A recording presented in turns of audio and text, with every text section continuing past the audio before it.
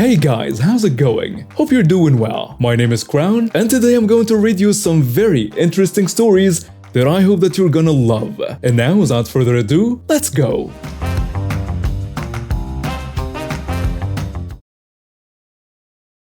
It was morning when I started my shift at X Hotel, a quaint but luxurious place known for its serene atmosphere and exceptional service.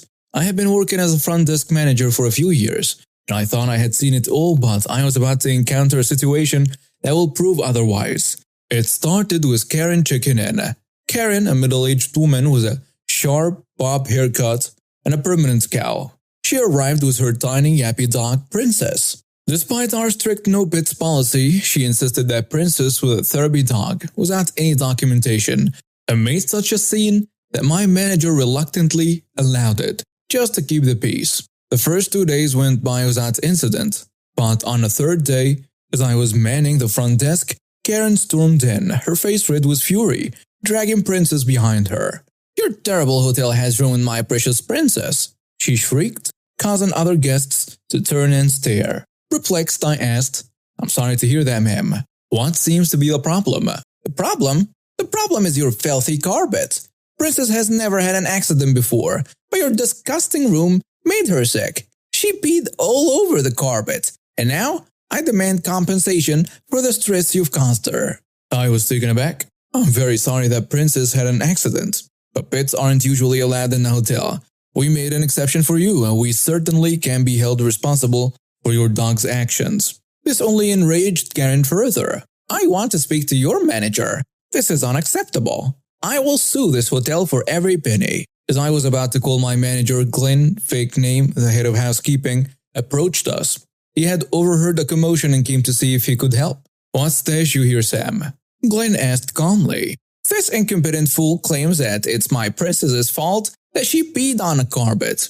Karen spat out, pointing accusingly at me. Glenn, trying to defuse the situation, said, "Let's all calm down. Accidents happen. We can clean the carpet, no problem. There is no need for compensation or legal action." This reasonable offer did nothing to pacify Karen. "I won't calm down. This is a conspiracy. You people probably sprayed something on the carpet to make her pee." At this point, I couldn't help but exchange a look with Glenn. We had dealt with difficult guests before, but this was something else. Karen continued to rant, her voice getting louder. "You're all incompetent. I am going to make sure everyone knows how terrible this hotel is.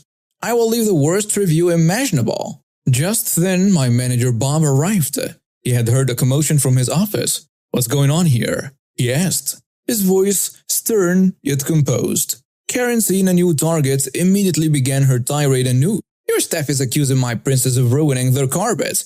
I demand a full refund and compensation for the emotional distress they have caused." Bob, a seasoned veteran in the hospitality industry, listened patiently before responding. "Ma'am, while we sympathize with your situation, the hotel cannot be held responsible for your pet's actions.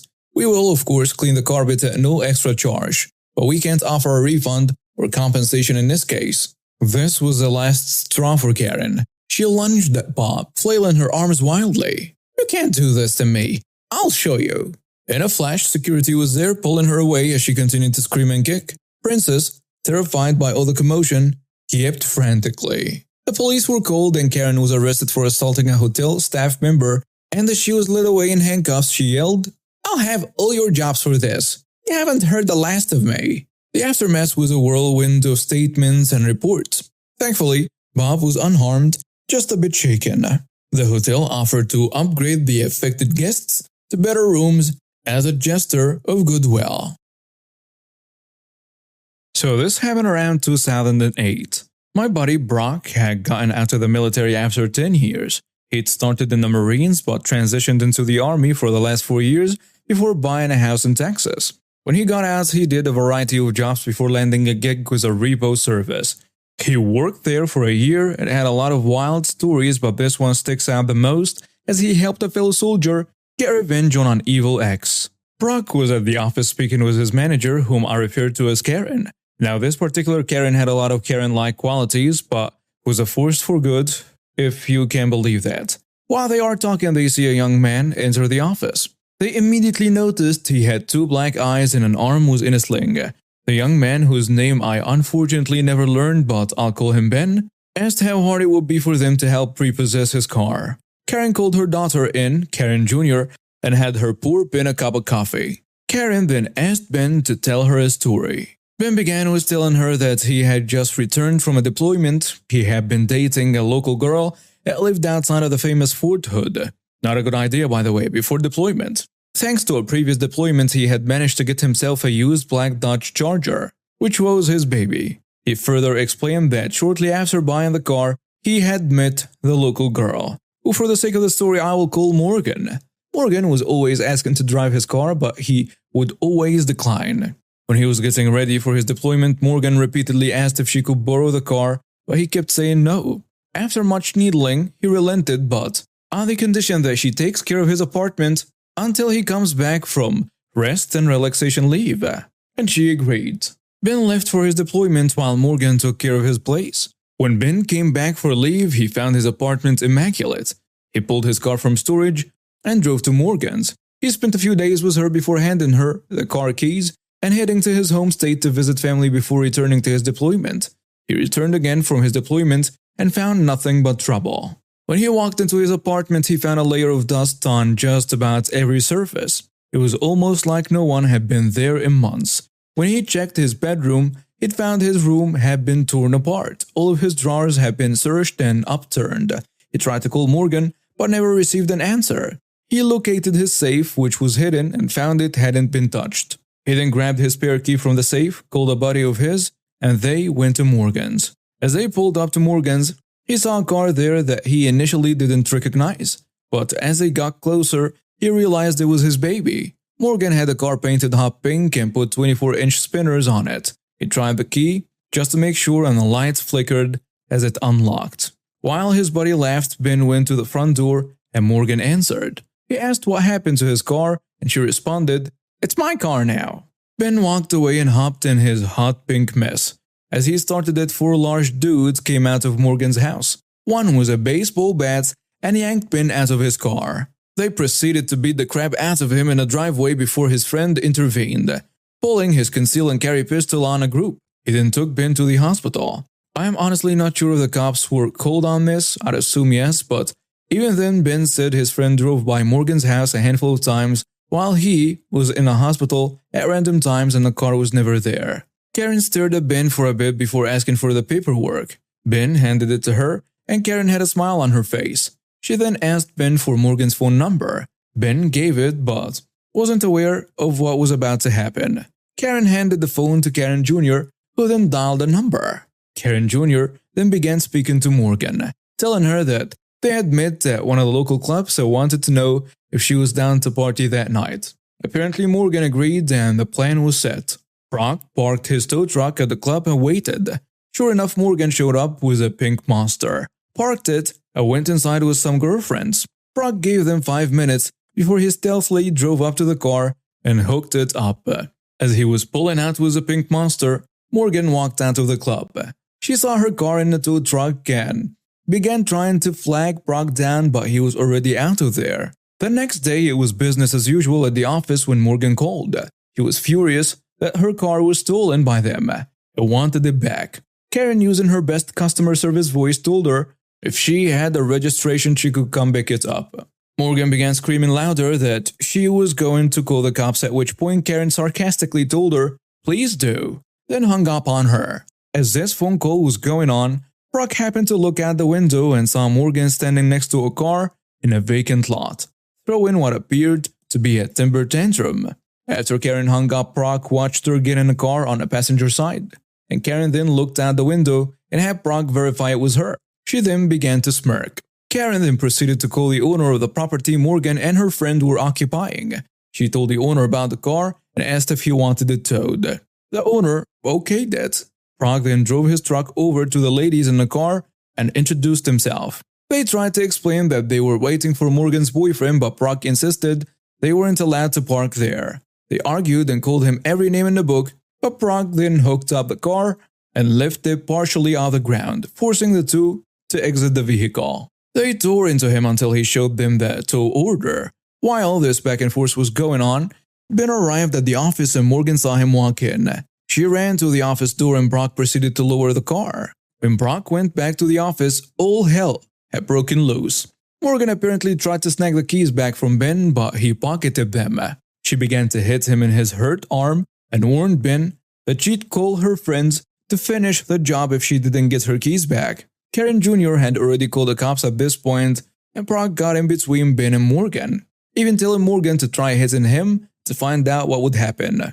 Morgan then tried to play the pity card and said she only wanted the keys to get her laptop out for school. Karen asked Ben to hand the keys over to Brock so he could grab the laptop. Brock retrieved the laptop from the car, and as he was handing it over, she rushed to aggressively grab it, but knocked it from Brock's hand. Completely furious at this point, Morgan accused Brock of dropping the computer on purpose and threatened to sue. The cops then arrived and Morgan began her sob story again, telling the police that they stole her car. The police questioned Karen, and Karen gave her casual smirk while asking if they wanted to see the security videos. The police watched and listened as Morgan punched Ben several times and heard the threats she made about sending her friends after him. The police then turned to Morgan, who had turned ghost white at this point, and she tried to back her way to the door, but the police stopped her. They proceeded to ask about the car, Ben's injuries, and who she planned on sending after him. She initially denied everything, but they already had evidence of her beating him up. She was arrested, and Ben got his car back. After the cops left, Ben admitted he didn't want to be seen in a car that looked like it was advertising Pepto-Bismol, and planned on trading it in for a GTO. We later heard through the grapevine that the 4 guys who beat up Ben were arrested because Morgan had ratted them out. A group of around a dozen of us went to a curry restaurant in the high street of a town in the UK. There was only one other table occupied on what should have been a busy Saturday night. We ordered our starters and main courses without issue. After a very long time, at least half an hour later, some food started appearing from the kitchen. A couple of starters for some people, some mains for others who hadn't got their starters yet. About half of us had food of some kind at this point. However, the waiter then decided to inform us some dishes were not available that night. The food that did come out was terrible and, in some cases, actually cold.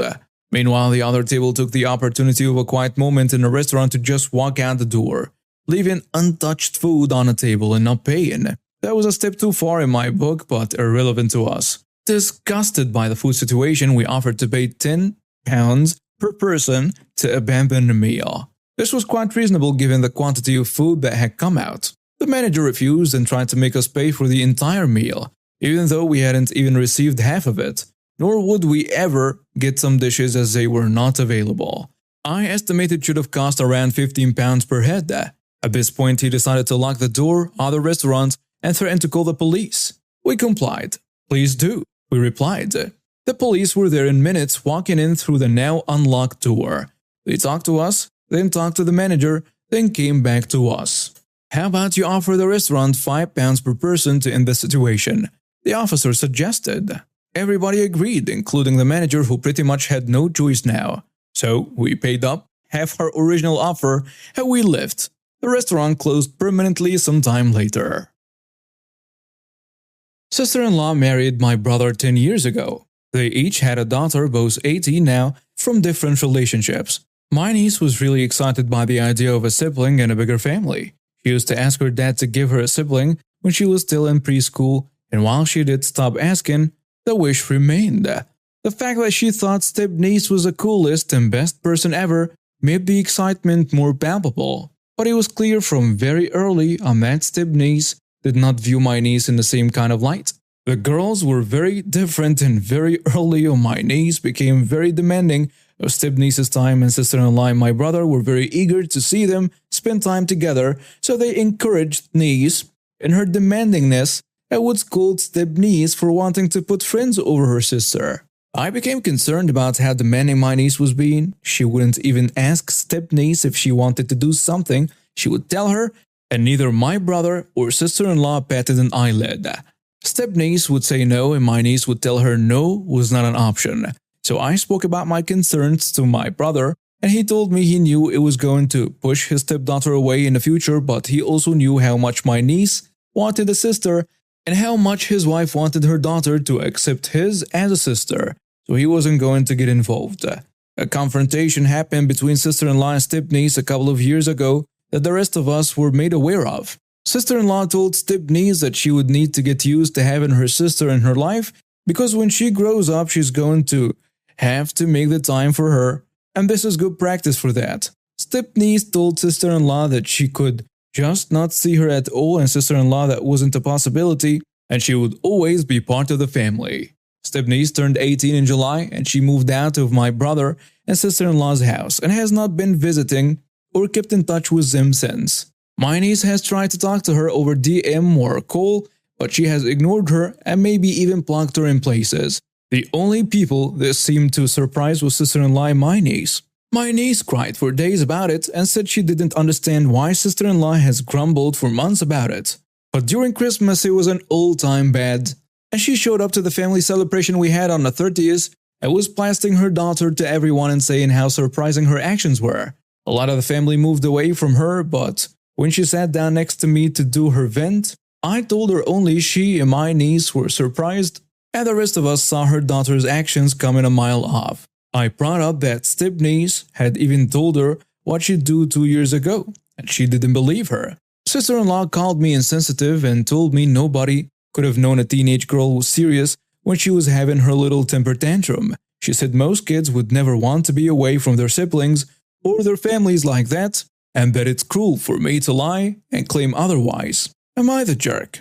And now with some comments on a post, someone saying, "You're not the jerk. Step-parents like her, they destroy their families by trying to force them to become more perfectly bonded than is reasonable." Every day here, there is a story of clueless parents trying to force stepkids to love their new relatives. Every day it ends in a disaster. Every day parents try to force their new family to blend into the fantasy family they imagine, and every day there is a frustrated and baffled step-parent or a frustrated and angry stepchild. Parents who are so wrapped up in their new partner that their kids can go to hell if they don't feel the same.